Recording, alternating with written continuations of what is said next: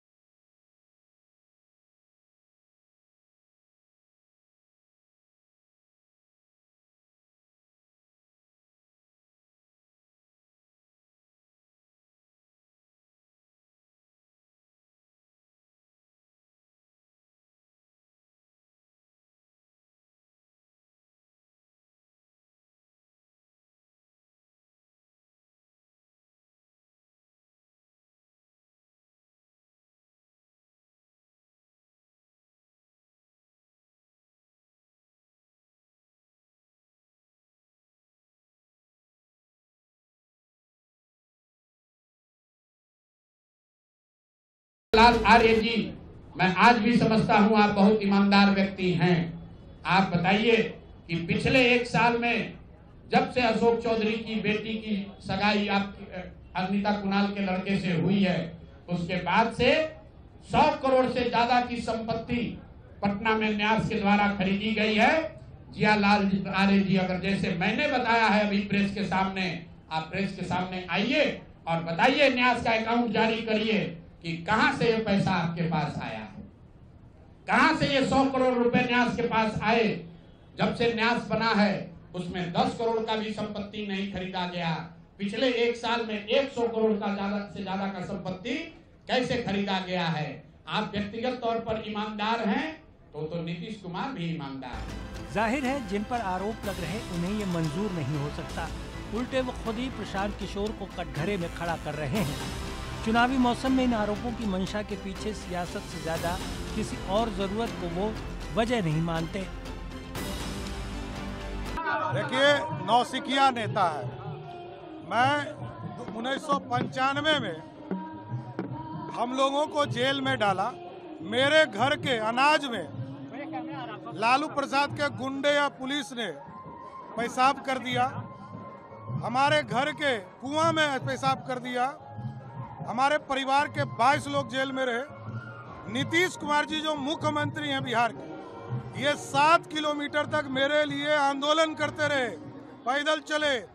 और human rights commission ने बिहार की सरकार, तत्कालीन सरकार लालू प्रसाद जी पर कार्रवाई किया और प्लेंटी दिया हमारे परिवार को। देखिए हमको लगता है कि राजनीति में और स्पेशली जब चुनाव आता है तब आरोप और प्रत्यारोप हर समय हर किसी पे लगते रहते हैं। ये कोई नई बात नहीं है। इसको लोग एज अ टूल यूज करते हैं मीडिया में अपना रेलेवेंस बनाए रखने के लिए। ऐसे में हमने जो आरोप वो लगाए हैं उस पे हम, मेरे पिताजी और मेरी मदर इन लॉ, ये सब लोग पहले भी इस पे जवाब अपना अपना पक्ष इस पे रख चुके हैं। लेकिन वो बार बार जिस तरीके से आरोप लगा रहे हैं, हम फिर कह रहे हैं कि सारे आरोपों का कोई आधार नहीं है। ये सब आरोप झूठे हैं और ये सारे आरोप बेबुनियाद हैं। हम लोग सब अब चुनाव के समय आ चुके हैं। चुनाव के समय इस तरह का आरोप लगाना किसी पे भी बहुत आसान हो जाता है। सभी लोग एक दूसरे पे आरोप लगा रहे हैं और सभी लोग इस आरोप के बंदिश में जनता को घुमाने का प्रयास कर रहे हैं। हम अपने तरफ से ये जरूर कह सकते हैं, पूरी ईमानदारी के साथ कह सकते हैं कि सारे आरोप झूठे हैं, सारे आरोप बेबुनियाद हैं और इन सारे आरोपों का कोई आधार नहीं है। प्रशांत किशोर पूरी ताकत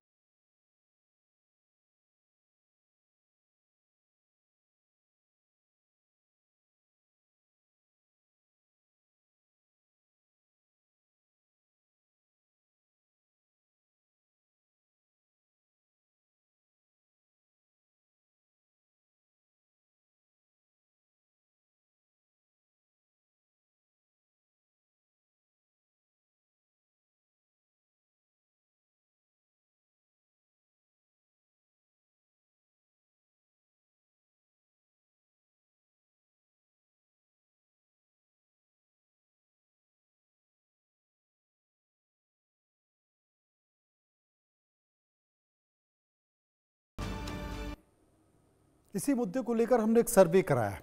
हम लोगों के बीच गए, हम जनता के बीच गए, वहां पर जाकर कई लोगों से हमने सवाल पूछे और लोगों से उनकी राय को जानने की कोशिश की। जो पहला सवाल हमने लोगों से पूछा वो आपकी टीवी स्क्रीन पर पहला सवाल था कि क्या सत्तासीन नेताओं के खिलाफ प्रशांत किशोर के भ्रष्टाचार के आरोपों पर सरकार को जांच करना चाहिए। 85% लोग, 85% लोगों ने कहा है कि प्रशांत किशोर ने जो आरोप लगाया है उस पर सम्राट चौधरी के खिलाफ जांच करनी चाहिए सरकार। 13% लोगों ने कहा ऐसा नहीं करना चाहिए। 2% लोग इस पर कुछ भी कहना नहीं चाहते थे। सर्वे का एक और सवाल जो हमने लोगों से पूछा कि बिहार की सियासत में भ्रष्टाचार को मुद्दा बनाने की प्रशांत किशोर की कोशिश को आप कैसे देखते हैं। 23% लोगों ने कहा जन स्वराज को बड़ी जीत की संभावना है। 51% लोगों ने कहा बिहार का सियासी समीकरण बिगड़ सकता है और 26% लोग इस पर कुछ भी कहना नहीं चाहते। सर्वे का तीसरा और एक और सवाल हमने पूछा, जन स्वराज के संस्थापक प्रशांत किशोर के खुलासे से किस सियासी गठबंधन को फायदा हो सकता है। 35% लोग कह रहे थे कि प्रशांत किशोर के जितने भी खुलासे हो रहे हैं उससे एनडीए, 35% एनडीए को फायदा हो सकता है। 25% लोग एमजीबी यानी कि महागठबंधन की बात कर रहे थे और 14% लोग अन्य दलों की बात कर रहे थे। 26% लोग इस मसले पर कुछ भी कहना नहीं चाहते। चर्चा करेंगे, समझने की कोशिश करेंगे रत्नेश कुशवाहा जो कि प्रवक्ता बीजेपी हैं, इसके साथ साथ जन स्वराज पार्टी के प्रवक्ता विवेक कुमार भी मेरे साथ मौजूद होंगे। दोनों से समझने की कोशिश करेंगे, जानने की कोशिश करेंगे। सबसे पहले विवेक कुमार जी के पास चलते हैं क्योंकि आरोप उन्होंने ही लगाए हैं, उनकी पार्टी ने लगाए हैं, उनके नेता ने लगाए हैं। विवेक जी, किसी को नहीं छोड़ा है। देश के प्रधानमंत्री नरेंद्र मोदी के ऊपर भी आरोप लगा दिए अनदेखी के, अमित शाह के ऊपर आरोप लगा दिए घुसपैठ के, सम्राट चौधरी के ऊपर आपराधिक छवि के आरोप लगा दिए, हत्याकांड के आरोप लगा दिए, तमाम तरह के आरोप लगा दिए और अशोक चौधरी के ऊपर भ्रष्टाचार के आरोप लगा दिए। छोड़ा चिराग पासवान को भी नहीं है और नीतीश कुमार को भी नहीं है। लेकिन जो आरोप आपने लगाए, कोई आपको लीगल नोटिस की धमकी दे रहा है, कोई कह रहा है कि उनके पास तो कोई काम बचा नहीं है, खोजी पत्रकार के तौर पर आ गए हैं, ये तमाम आरोपों के बीच आप क्या कहेंगे। मनोज जी, बहुत बहुत धन्यवाद। आप तो बहुत ही सीनियर जर्नलिस्ट हैं जी, और मैं बस एक ही बात इसमें आपको करेक्ट करना चाहूंगा कि इसमें से कोई आरोप नहीं है, बिहार में ये वाटरशेड मोमेंट है, वाटरशेड। आप इस मेरी बात को आप एकदम नोट कर लीजिएगा। बिहार की राजनीति में ये ऐतिहासिक क्षण है कि पिछले 30-40 साल में किसी ने तो मतलब हिम्मत दिखाई कि भाई भ्रष्टाचार को बिहार की राजनीति में मुद्दा बनाओ।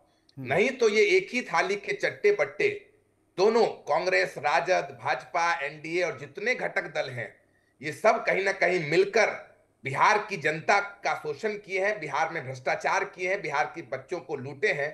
तभी तो 1990 में भी बिहार इस देश का सबसे गरीब राज्य था और 2025 में भी बिहार इस देश का सबसे गरीब राज्य है। तो कहीं ना कहीं जनसुराज और प्रशांत जी के आने से एक बात तो तय हुआ है कि बिहार में जो नेता है उनके अंदर भ्रष्टाचार का डर बैठ गया है। अब आप पर आते हैं, आपके सवाल पर आते हैं कि भाई ये आरोप क्यों लगा रहे हैं? आरोप कहां लगा रहे हैं? आरोप तो तब होता जब तथ्य के बगैर लगाते।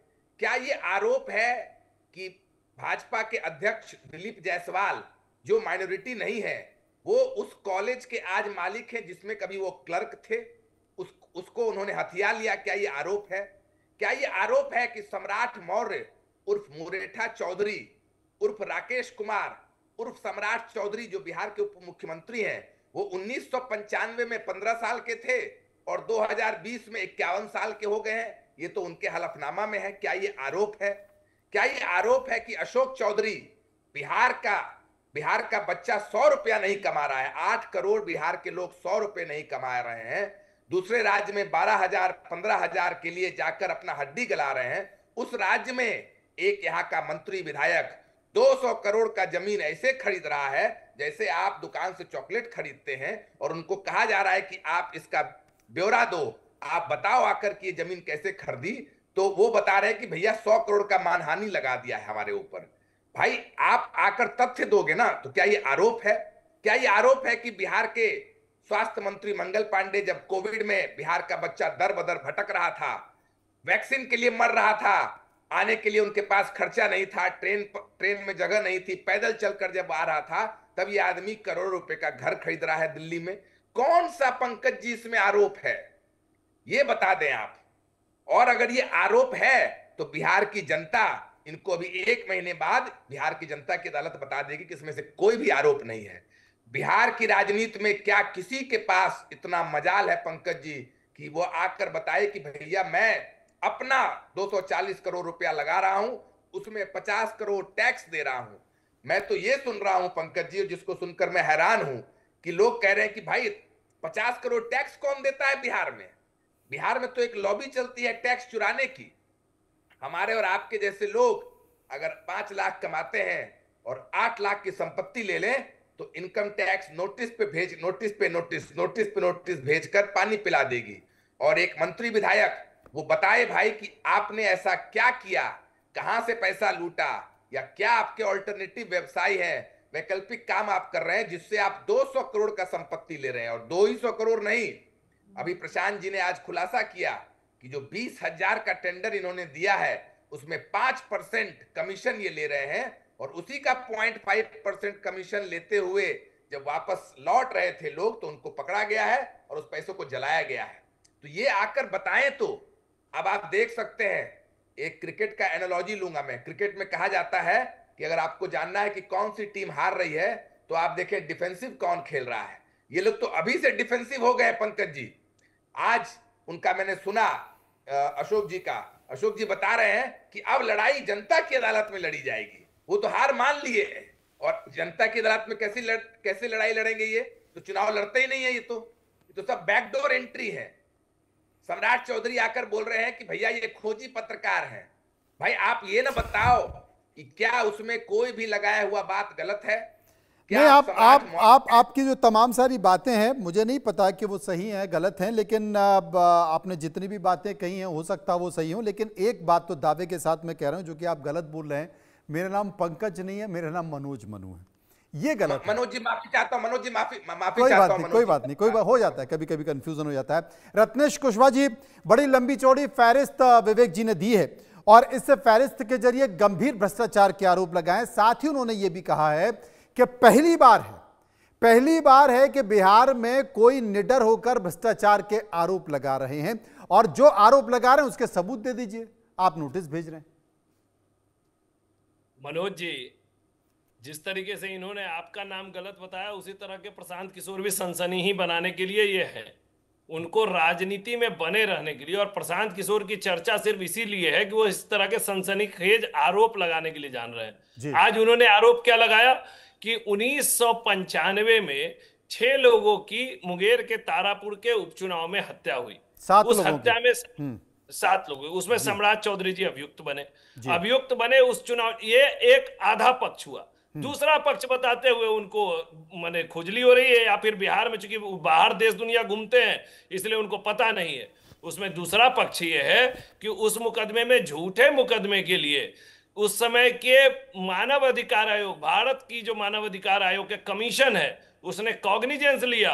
कॉग्निजेंस लेके उस समय की तत्कालीन लालू प्रसाद यादव जी की सरकार को निर्देशित किया कि जिस तरीके से शकुनी चौधरी जी और उनके परिवारजनों को फंसाया गया है, उसके लिए मुआवजा देने का काम और बाकी सारे लोगों को बाइज्जत बरी होने का काम किया गया है। ये पक्ष वो नहीं बताएंगे, चूंकि उनको आधा सत्य बताना है।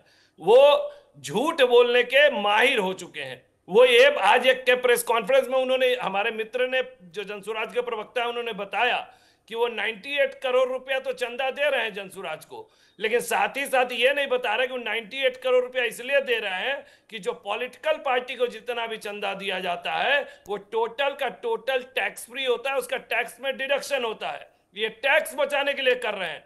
12 करोड़ रुपया इनको नवयुगा कंपनी 2 घंटा के कंसल्टेंसी के लिए दे रहा है। अरे कंसल्टेंसी के लिए नहीं, दलाली के लिए दे रहा है। दलाली तेलंगाना की सरकार में कर रहे हैं, दलाली ममता बनर्जी की सरकार में कर रहे हैं, और उस दलाली के चलते इनको बैठे बैठे फोन पे कंसल्टेंसी का 2 घंटे में 12 करोड़ रुपया दे देगा। मनोज जी, आप भी इतने वरिष्ठ पत्रकार हैं, आपको भी ध्यान होगा। और कैसे लोगों के साथ ये बदलाव लाना चाह रहे हैं, तो हमारे ही सांसद होते थे जो इनके राष्ट्रीय अध्यक्ष है पप्पू सिंह, उनका टिकट काट दिया तो उसको राष्ट्रीय अध्यक्ष बना दिए। सहरसा के किशोर कुमार मुन्ना, उनका टिकट काट दिया तो उसको अपने सबसे बड़े पॉलिटिकल एडवाइजर बनाए हुए हैं। राष्ट्रीय जनता दल से एक नेता जिसके ऊपर अप्राकृतिक यौनाचार का आरोप लगा हुआ रामबली चंद्रवंशी, उसके अपने पार्टी के सबसे बड़े नेता बनाए हुए हैं। हमारी पार्टी से सुधीर शर्मा को पार्टी से निकाल दिया गया तो उसको अपने यहाँ के पॉलिटिकल एडवाइजर, इन लोगों के माध्यम से इनका बदलाव होगा क्या?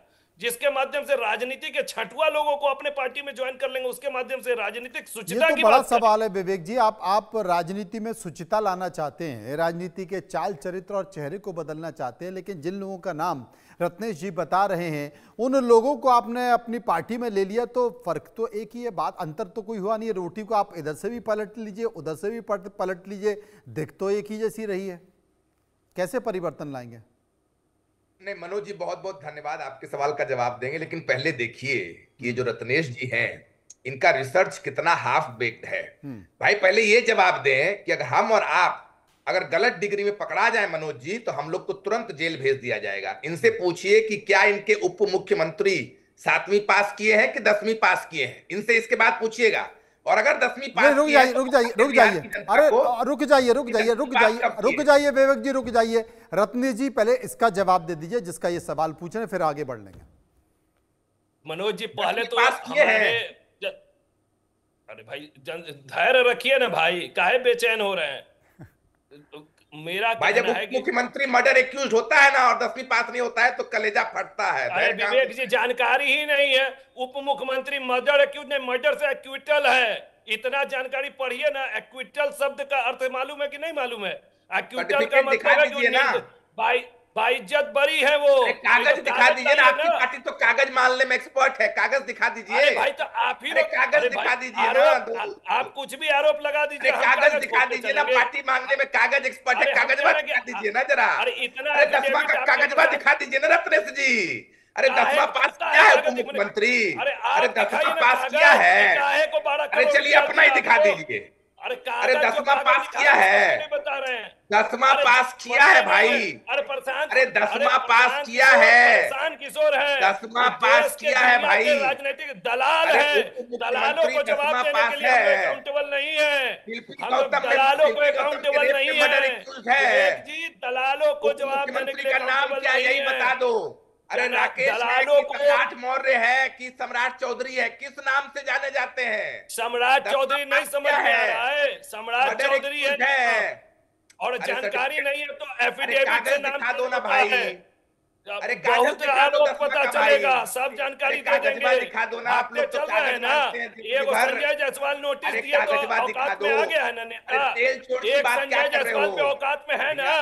अभी पहला बार डिबेट पे आप छटपटाना शुरू हो गया ना आप लोगों को। अरे धैर्य से सुनना सुनिए, धैर्य से सुनना सुनिए। गरीब राज्य बना दिए हो इतना।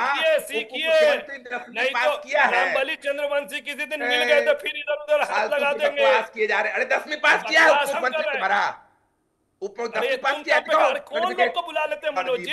कौन इडियट लोग को बुला लेते हैं? तुम ताम पे आ गया मनोज जी, कौन लोगों को बुला लेते हैं? दिखाओ भाई। इस तरह के इडियट लोग को क्यों बनाते हैं तुम ताम वाले को? इन लोगों को राजनीतिक समझ नहीं है, जाहिल लोग कहीं का। कहां से इन लोग जाहिल लोग को बुला लिए हैं? जिसके नेता 10वीं पास नहीं किए हमको ज्ञान देगा जाहिल बनने का? करके आया है। अरे भाई जिसके नेता 10वीं पास नहीं किए हैं, 10वीं पास किए हो भाई, 10वीं पास किए हो, दिखाओ कागज। तुम्हारा नेता क्या पास किया? सर्टिफिकेट दिखाओगे? दिखाओ अब तक सर्टिफिकेट कहाँ है? अरे दिखा दो ना।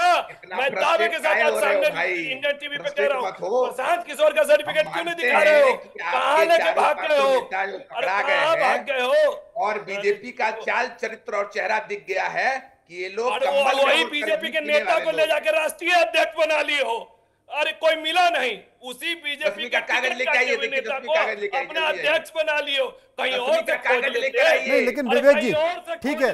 रत्नेश जी मैं आपको रोकना चाहता हूँ। रत्नेश जी मैं आपको रोकना चाहता हूँ। विवेक जी, रत्नेश जी मैं आपको रोकना चाहता हूँ। विवेक जी, जिस बात का ये आरोप लगा रहे हैं, तमाम लोगों के नाम ले रहे हैं, ये कह रहे हैं कि साहब आप देखिए किसे राष्ट्रीय अध्यक्ष बना दिया, किसे कैंडिडेट बना रहे हैं, जिनके ऊपर यौनाचार का आरोप लगे वो उनकी पार्टी के बड़े नेता हैं। तो ये वही राजनीतिक पार्टी से निकले हुए लोग हैं जिनके ऊपर भ्रष्टाचार के आरोप हैं, अपराध के आरोप हैं, यौनाचार के आरोप हैं, और आपकी राजनीतिक पार्टी ने उन्हें संरक्षण दे दिया, प्रशांत किशोर ने उन्हें संरक्षण दे दिया। अब कैसे चीजें बदलेंगी बिहार की?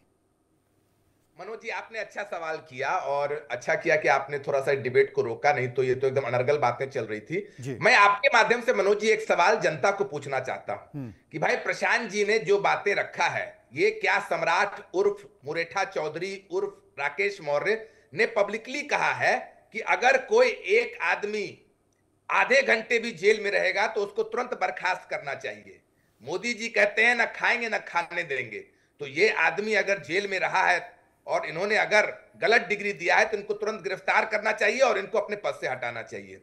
दूसरी बात, जो आपके प्रवक्ता साथी आए हैं भाजपा के, वो कह रहे हैं कि भैया हमारे पार्टी में चोर लोग हैं। तो भाई आपकी सरकार है, आप प्रेस कॉन्फ्रेंस क्यों कर रहे हो? प्रशांत जी तो और जनसुराज किसी पद में है नहीं, विपक्ष की भूमिका निभा रहा है, क्योंकि बिहार में विपक्ष ही नहीं है। बिहार में तो विपक्ष ही नहीं है, इसीलिए बिहार का यह दुर्भाग्य है। अगर इनको लग रहा है कि कोई चोर है, कोई बदमाश है, कोई गलत काम किया है, तो भाई सरकार आपकी, ईडी सीबीआई आपके पास है, आप न्यूज चैनल पे क्यों आरोप लगा रहे हैं मनोज जी? इनको तो इनके पास पूरे संसाधन, ये गिरफ्तार कर ले आकर। असल में ये डेट ऑफ बर्थ को राकेश जी, रत्नेश जी, डेट ऑफ बर्थ को इसलिए मुद्दा बना रहे हैं क्योंकि 1995 में चीफ जुडिशियल मजिस्ट्रेट में नाबालिग होने का दावा किया गया था। वो तथ्य दिए थे, प्रमाण दिए गए थे, तो नाबालिग हो गए तो आप बरी हो गए। और उसी बात का जिक्र विवेक जी की पार्टी कर रही है कि आपने गलत हलफनामा दिया था, तो वो सही था कि अभी सही है, ये बता दीजिए। 2020 में ये बोल रहे हैं 51 साल के हैं, तो क्या इनका जन्म 81 में हुआ है कि 1969 में हुआ? ये बता दें, या कोई टाइम मशीन इनके पास है, या कोई अवतार है ये, तो वो बता दें। बस इसका जवाब बोलते रहना है। देखिए उनको इतना ज्ञान है कि लगातार वो बोले जा रहे हैं। सुन लेते हैं, आप जवाब दे दीजिएगा बस रत्नेश जी को। हाँ, रत्नेश जी को सुन लेते। रत्नेश जी, मनोज जी, पहली बात कि जो ये बात है कि सीजीएम के यहाँ उनको नाबालिग के रूप में सर्टिफिकेट उस समय का लगा है, जैसा इनका नेता आरोप लगाते हैं, तो क्या कोई आदमी नाबालिग हो जाने से बड़ी नहीं होता है? पहली बात मैं ये तथ्य सही कर देता हूं। नाबालिग होने से कोर्ट में, जो न्यायालय में जो निर्णय का विवेचना होगा, अगर कोई व्यक्ति अगर नाबालिग है तो उसको जुवेनाइल जस्टिस बोर्ड में उसका ट्रायल चलेगा, और जो एडल्ट होगा 18 साल से ऊपर होगा उसका सामान्य जो कोर्ट है सिविल कोर्ट, उसमें न्यायालय होगा। आरोप आपको सिद्ध होने पर दोनों के जगहों पर आपको सजा होगा। अगर जुवेनाइल जस्टिस बोर्ड में भी होगा उसमें सजा का जो मैग्नीट्यूड है, सजा का जो मापदंड है वो कम है, लेकिन सजा आपको वहां भी होना है। तो उसके चलते कोई बड़ी नहीं हो सकता है, उसके चलते आपको सिर्फ इतना हो सकता है कि आपका जो ट्रायल कंडक्ट होगा वो ट्रायल जुवेनाइल जस्टिस बोर्ड में होगा। और मैंने बताया कि उस मुकदमे से सरकार के द्वारा ही ह्यूमन राइट कमीशन के इंटरवेंशन के बाद इनका नाम बाइज्जत बरी कर दिया गया है। तो इसीलिए ये जुवेनाइल होने के चलते उनको कोई माने बरी कर दिया गया, यह पूरा तथ्य गलत है। जहां तक दूसरी बात मैं कहना चाहूंगा कि हमारे इनका कहना है कि इनके जो नेता हैं उसके खिलाफ हम लोग कार्रवाई, अरे हम लोगों ने तो पार्टी से निकाल दिया भाई, हम लोगों ने पार्टी से निकाल दिया, आप उनको बना लिया। और ये क्यों नहीं बताते कि जो पार्टी 2 अक्टूबर 2024 को इन्होंने घोषणा की उसके 2 साल पहले वो शिशिर मिश्रा के नाम पे रजिस्टर्ड था, और फिर यहां बिहार में आके लोगों के सामने वो पार्टी लॉन्च कर रहे हैं। क्यों और किन परिस्थिति में लॉन्च कर रहे हैं बताते नहीं है। साथ ही साथ वो कई कागज दूसरे से मांगते हैं। आपको मैं सौरभ द्विवेदी का इंटरव्यू है मनोज जी लल्लन टॉप में, सौरभ द्विवेदी जी इनसे सवाल पूछ रहे हैं प्रशांत किशोर जी से कि आपकी डिग्री कहाँ है, तो कहे कि हर 2 साल के बाद हम चेंज कर लेते थे यूनिवर्सिटी। तो उनसे पूछा गया कि तो आज इस मेरे चैनल पे बता दीजिए कि एजुकेशनल क्वालिफिकेशन क्या है, तो ये कहते हैं कि ये सवाल बिहार के लिए महत्वपूर्ण नहीं है।